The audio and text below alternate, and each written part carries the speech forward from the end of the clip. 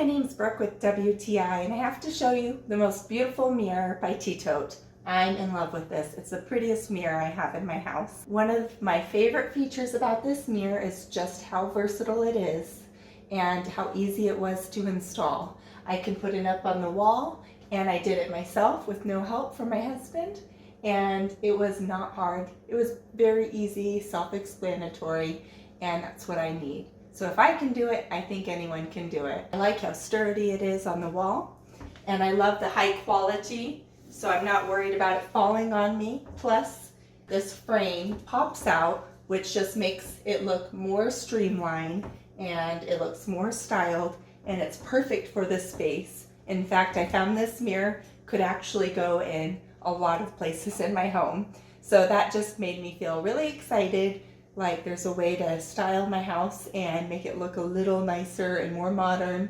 and this mirror has done that for me. I like that you can see inside the mirror, right inside the frame, you can see the edges of the mirror. That is such a cool feature, and it's a small detail, but it makes this look so beautiful because you have that nice silver line around it to frame it.